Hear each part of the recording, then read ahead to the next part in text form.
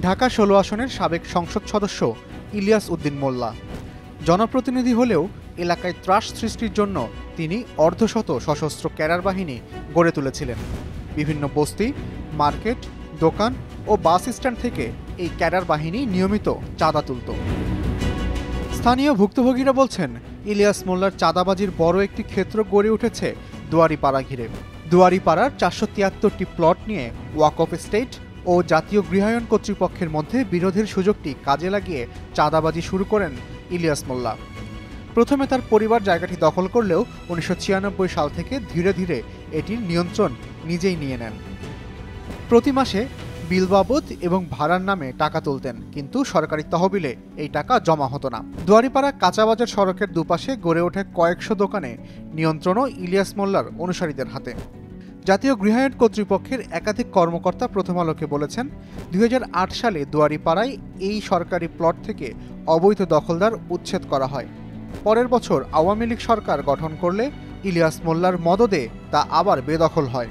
দখল পাকাপোক্ত করতে তারা একই বিষয়ে ৫-৬ বার মামলা করেন, কিন্তু প্রতিবারই আদালত সরকারের পক্ষে রায় দেন। এ বিষয়ে জানতে চাইলে জাতীয় গৃহায়ণ কর্তৃপক্ষের ঢাকা বিভাগ ১-এর নির্বাহী প্রকৌশলী মোহাম্মদ কায়সার ইবনে শেখ প্রথম আলোকে বলেছেন, বেদখল হয়ে যাওয়া ৪৭৩টি প্লট উদ্ধার ও অবৈধ কাঁচাবাজার উচ্ছেদে নানা পদক্ষেপ নেওয়া হয়েছে। উল্লেখযোগ্য আরেকটি বিষয় হল, এ বছরের ৫ আগস্ট আওয়ামী লীগের পতন হলেও থেমে নেই ইলিয়াস মোল্লার দখলবাজি। ১১ অক্টোবর দুয়ারীপাড়ার ক সেকশনের ৩ নম্বর সড়কের ABM সিদ্দিকের প্লটটি দখলে নেন ইলিয়াস মোল্লার লোকেরা। ভুক্তভোগী ABM সিদ্দিক বলেন, ইলিয়াস মোল্লার আত্মীয় আমজাদ মোল্লা সন্ত্রাসীদের নিয়ে প্লটের তালা ভেঙে ভেতরে ঢোকেন। আমজাদ আগের সরকারের সময় নিজেকে আওয়ামী লীগের নেতা পরিচয় দিতেন, এখন নিজেকে বিএনপি নেতা পরিচয় দিচ্ছেন। শুধু দুয়ারীপাড়া নয়, ইলিয়াস মোল্লার দখলবাজি থেকে বাদ যায়নি চিড়িয়াখানার জমিও। মিরপুর ১ নম্বরের গুদারাঘাটের লালমাঠ এলাকার ঢাকা চিড়িয়াখানার কর্মচারীদের কোয়ার্টারের জন্য বরাদ্দ দেওয়া প্রায় ২ একর জমি ইলিয়াস মোল্লার সমর্থকদের দখলে রয়েছে।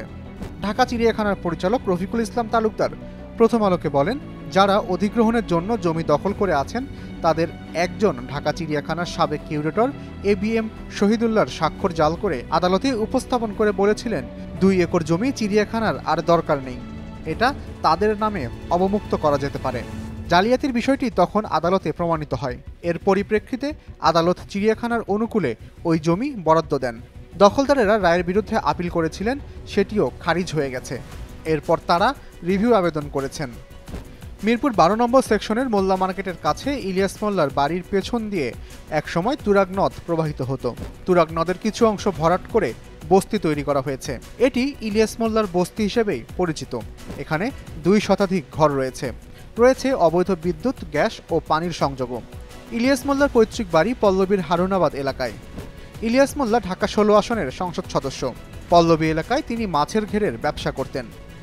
২০০৫ সালের দিকে তিনি পল্লবী থানা আওয়ামী লীগের সভাপতি হন। আসন পুনর্বিন্যাস হলে তিনি ঢাকা ১৬ আসনে ২০০৮, ২০১৪, ২০১৮, ২০২৪ সালে আওয়ামী লীগ থেকে সংসদ সদস্য নির্বাচিত হন।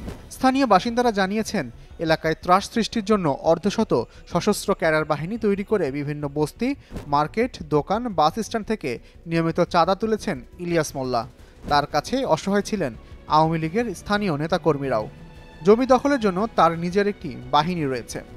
২০১৪ সালের ১৪ জুন রাজধানীর কালশীতে অগ্নিসংযোগ করে এক পরিবারের ৯ জনকে ও গুলি করে একজনকে হত্যার ঘটনায় ইলিয়াস মোল্লার মদদের অভিযোগও রয়েছে।